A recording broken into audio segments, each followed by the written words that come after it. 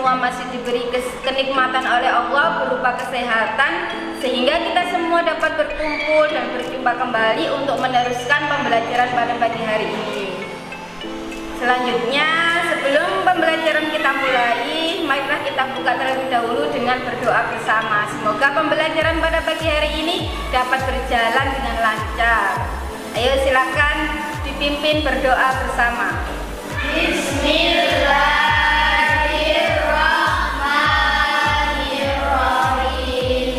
Rabbi zidni ilma warzuqni fahma.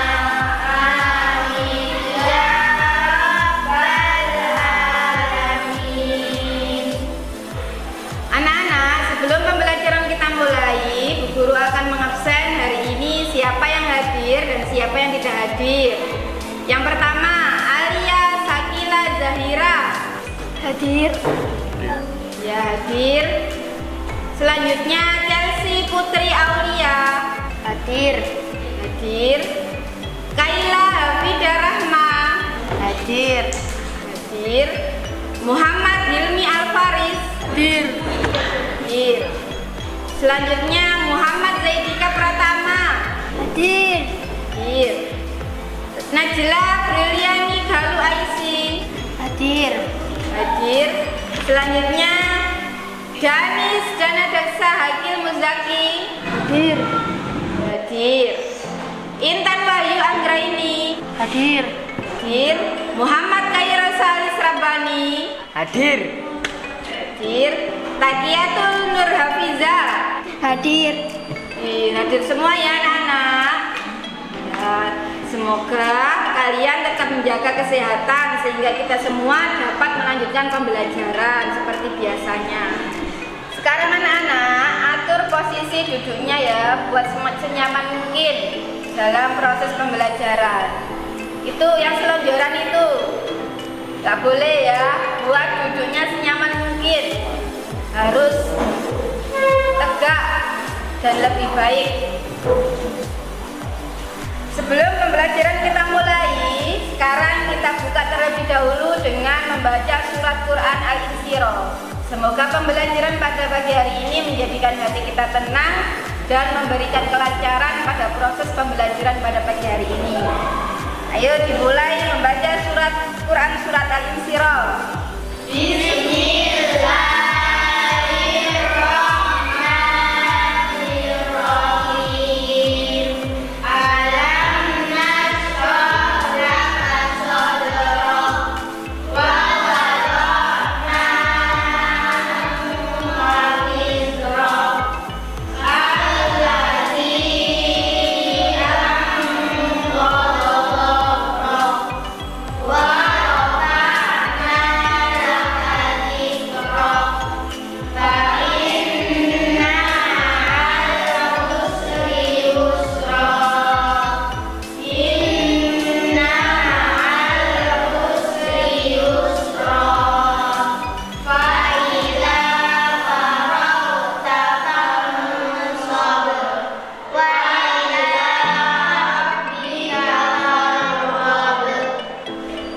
Baik, selanjutnya anak-anak, sebagai simbol pemersatu dan rasa nasionalisme kita sebagai warga negara Indonesia, marilah kita menyanyikan lagu kebangsaan Indonesia, yaitu lagu Garuda Pancasila. Silakan untuk anak-anak berdiri dan memegang pundak sebelah kiri.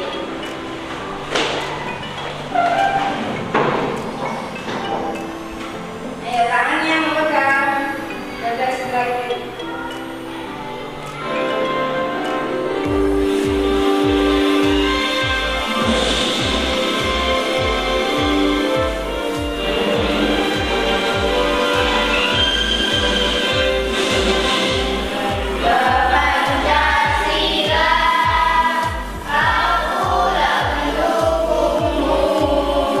Patriot proklamasi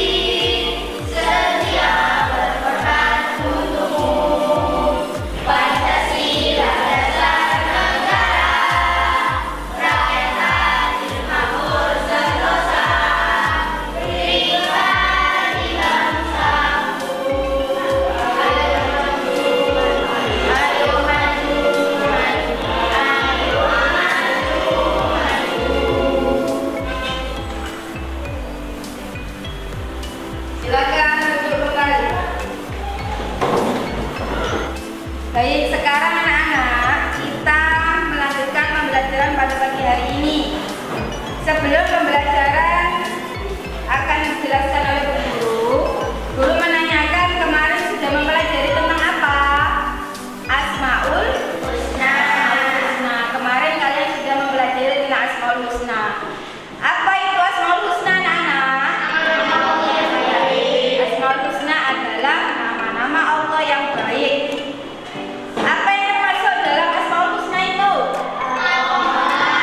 Ya, dalam Asmaul Husna itu ada Ar-Rahman, Ar-Rahim, Al-Ghaffar, Al-Afu. Kemarin sudah mempelajari tentang Al-Ghaffar dan Al-Afu, yaitu Maha Pengampun. Untuk saat ini kalian nanti akan mempelajari tentang iman kepada qada dan qadar. Rukun iman ada berapa, anak-anak? Ada 6. Masih ingat apa saja itu rukun iman? Ayo, ingat apa? Ya, yang pertama iman kepada apa? Iman kepada Allah. Yang kedua iman kepada malaikat Allah. Yang ketiga kepada kitab-kitab Allah. Yang keempat kepada Rasul. Yang kelima hari kiamat. Dan yang terakhir iman kepada qada dan qadar. Ya, saat ini kalian akan mempelajari tentang rukun iman yang keenam, yaitu iman kepada qada dan qadar.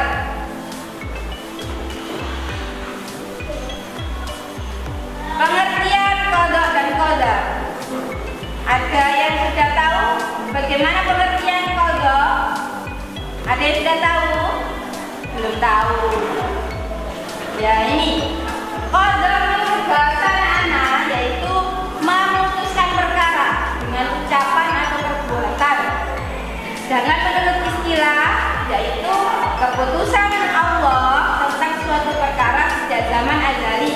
Zaman azali itu zamannya apa? Zaman sebelum adanya alam semesta ini. Ya. Zaman sebelum alam semesta ini ada disebut zaman azali. Sedangkan qadar menurut bahasa yaitu kuasa mengerjakan sesuatu. Qadar itu disebut juga dengan takdir Allah. Yang sering dijumpai kita itu mengucapkan takdir. Ya, takdir itu qadar dan qadar itu namanya takdir. Sedangkan qadar menurut istilah yaitu ketentuan Allah yang ditetapkan atas manusia setelah berusaha berdoa. Itu namanya qadar. Takdir adalah rahasia Allah dan tidak ada seorang pun yang mengetahuinya kecuali Allah.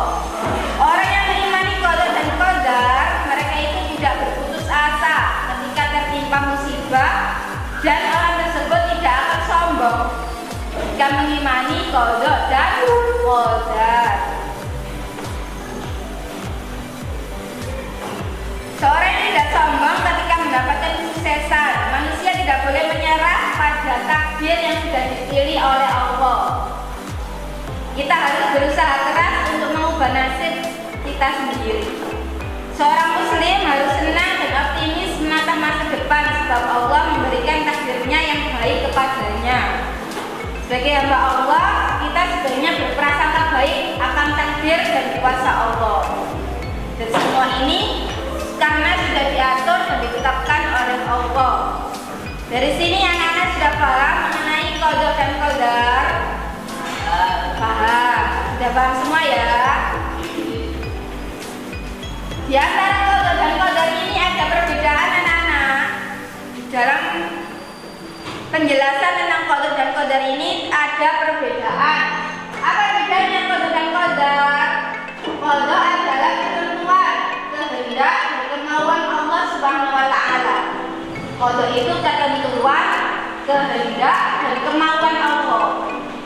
Terserah Allah itu namanya qada. Sedangkan qadar yaitu perwujudan dari kehendak Allah. Qada itu bersifat qadim, lebih dahulu ada. Sedangkan qadar bersifat kudus atau baru. Apa sih qada itu? Bunyinya apa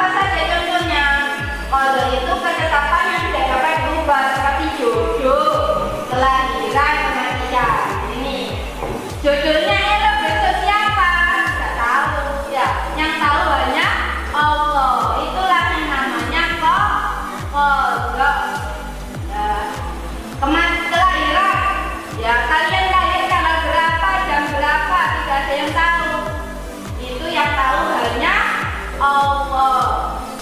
Itulah yang disebut dengan qadha, ketetapan Allah yang tidak bisa dirubah. Selanjutnya kematian. Nah ini kematian itu tidak ada yang tahu hanya Allah. Itulah yang disebut dengan qadha, ketetapan Allah yang tidak bisa dirubah. Bisa jadi kalian mati ulang atau nanti malam kalian meninggal, tidak ada yang tahu hanya Allah. Oleh karena itu kita harus bertawakal dan beriman kepada Allah. Sementara qadar merupakan ketetapan Allah yang bisa dirubah dengan ikhtiar, doa, dan tawakal. Contohnya apa? Seperti kalian ingin mendapatkan ranking 1. Apa yang harus kalian lakukan? Kalian harus belajar, ya, harus belajar dan terus belajar.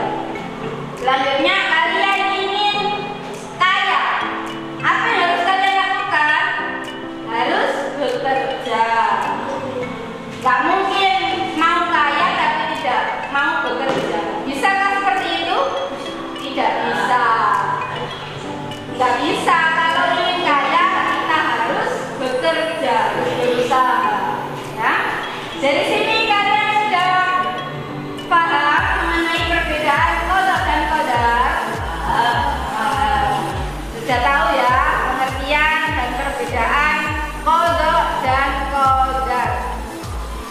Dari penjelasan pengertian sampai perbedaan antara qadha dan qadar, selanjutnya kita mempelajari tentang macam-macam qadha dan qadar. Qadha dan qadar itu tadi disebut apa anak-anak? Takdir. Ya ini takdir itu dibedakan menjadi berapa? Dibagi menjadi 2 yang namanya takdir mu'allaq dan takdir mubram. Ayo diingat-ingat. Takdir ada berapa anak-anak? Ada 2. Yang pertama apa? Takdir mu'allaq, yang kedua takdir mubram. Takdir mu'allaq itu apa? Takdir yang dapat diubah karena adanya usaha. Takdir mu'allaq adalah takdir yang dapat diubah setelah orang tersebut melakukan usaha. Contohnya apa? Seperti ada orang yang sakit. Orang sakit itu berobat.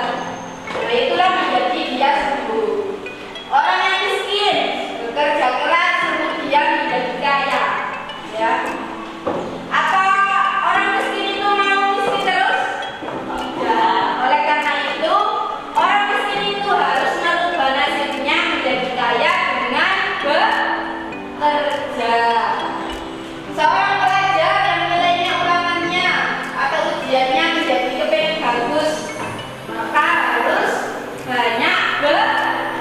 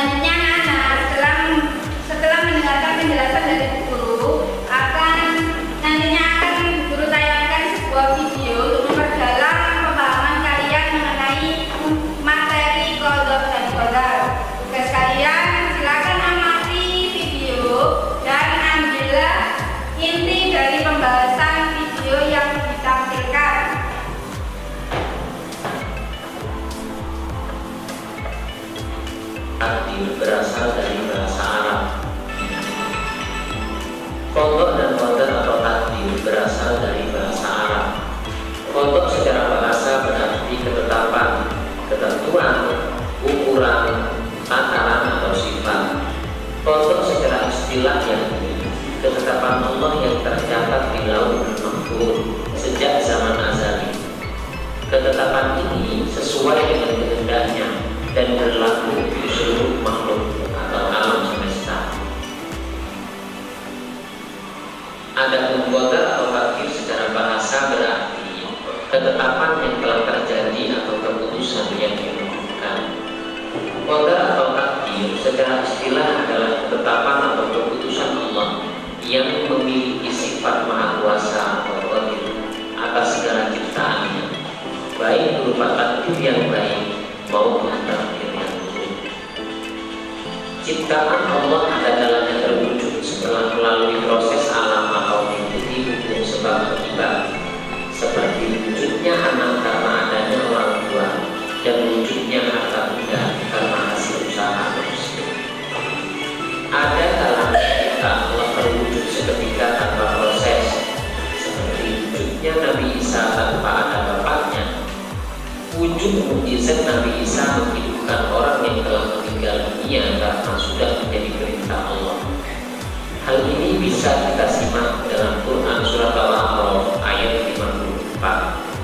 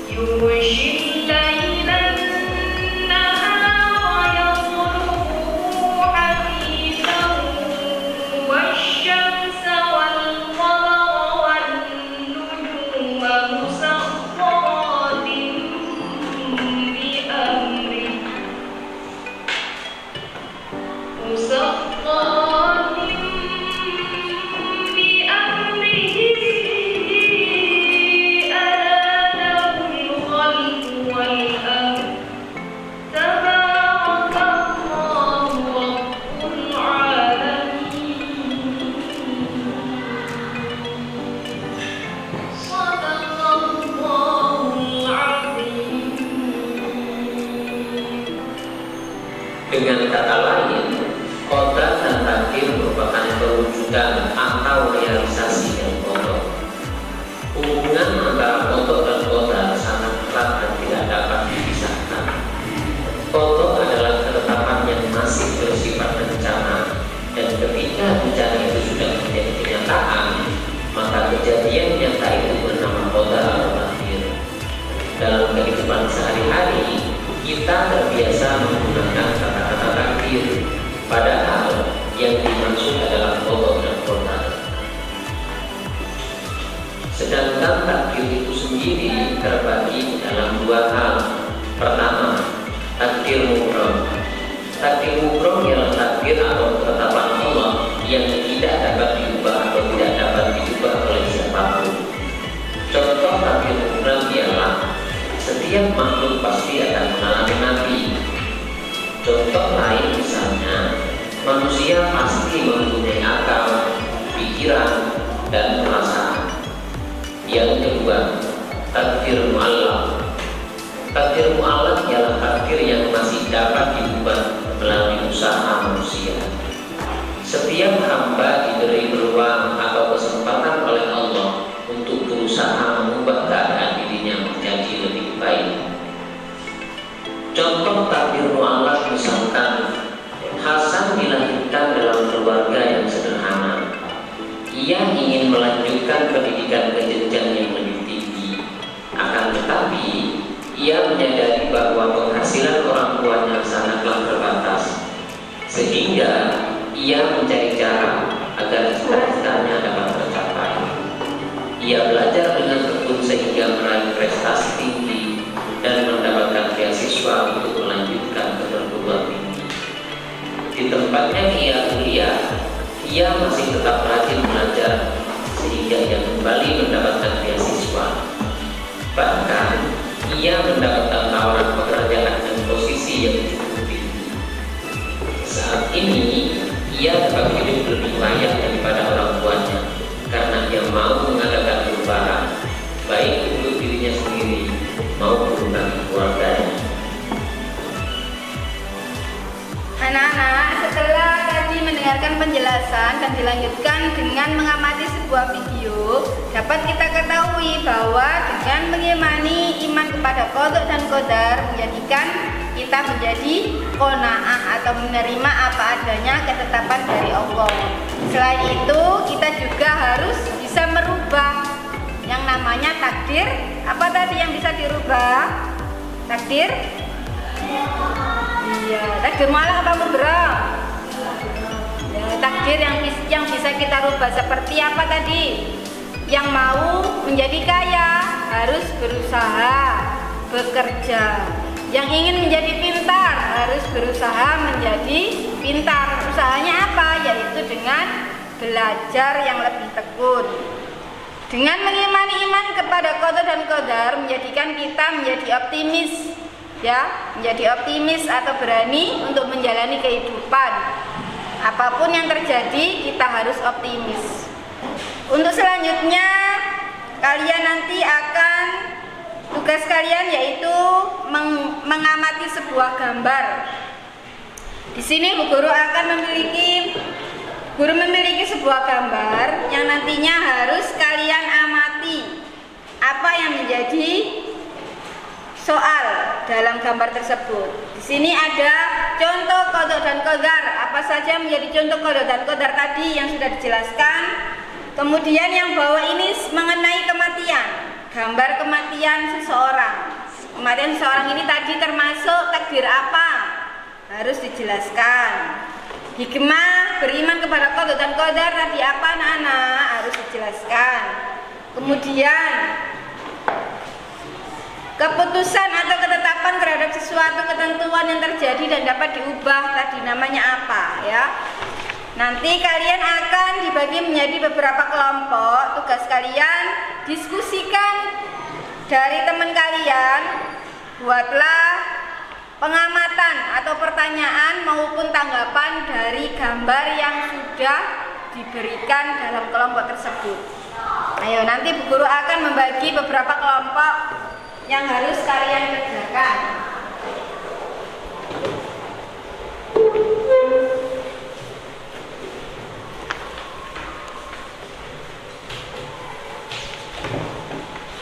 Silakan untuk berdiskusi dalam kelompok, kerjakan masing-masing.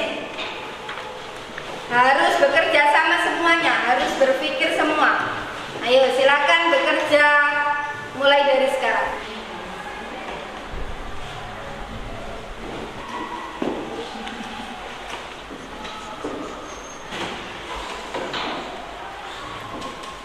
Silakan dibaca hasil diskusi dari kelompok 3. Kata menurut istilah adalah keputusan Allah tentang sesuatu perkara sejak zaman azali. Selanjutnya silakan dibacakan hasil diskusi dari kelompok 2. Yang keras silakan. Hikmah dari qada dan qadar yang apa saja? Yang pertama, mempunyai jiwa qanaah. Yang kedua, Sabar dan tidak mudah putus asa. sabar dan tidak mudah putus asa. Terus Tidak semangat dalam beramal. Selanjutnya Terbebas dari rasa tinggi hati. ya, terus Timbul rasa keberanian. yang terakhir selanjutnya untuk kelompok 1 dijelaskan hasil diskusi yang sudah kalian jawab. Silakan dibacakan oleh Mbak Alia. Untuk menurut istilah adalah keputusan Allah tentang suatu bekerja sejak zaman azali. Qadar menurut istilah adalah ketentuan Allah yang ditetapkan atas manusia setelah berusaha dan berdoa. Ya. Ya sudah, terima kasih. Beri tepuk tangan untuk kelompok 1. Alhamdulillah anak-anak, pada pagi hari ini kita telah menyelesaikan pembelajaran pada pagi hari ini. Intinya, iman kepada qada dan qadar merupakan rukun iman yang ke-6. Qada itu tadi artinya apa? Keputusan Allah yang sudah diputuskan sejak zaman azali, yaitu sejak sebelum adanya alam semesta ini. Sedangkan qadar yaitu ketentuan Allah yang ditetapkan oleh manusia, yang ditetapkan untuk manusia setelah manusia itu berusaha dan berdoa. Jadi sebagai manusia kita masih bisa merubah qadar dengan usaha dan ikhtiar kita. Beriman kepada qadar dan qadar menjadikan kita menjadi optimis, ya, dan qanaah atau menerima ketetapan Allah, menjadikan kita dapat semangat untuk menjalani kehidupan. Selanjutnya nanti sebelum kalian pulang, guru akan memberikan tugas yang harus kalian jawab di rumah. Tugasnya kalian yaitu nanti menjawab tentang beberapa pertanyaan yang akan diajukan kepada kalian. Yang pertama, jelaskan mengenai pengertian qada dan qadar menurut istilah, ya. Nanti harus dijelaskan menurut istilah. Berikanlah contoh tentang takdir mu'alaq dan mubrom. Tadi sudah dijelaskan. Kalau kalian tadi sudah mendengarkan, pasti kalian bisa menjawab. Yang ketiga, apa yang kalian lakukan ketika tertimpa musibah bila dihubungkan dengan materi yang tadi, qada dan qadar? Apa tadi? Kemudian yang terakhir, sebutkan hikmah beriman kepada qada dan qadar. Nanti harus kalian jawab takaran atau sifat.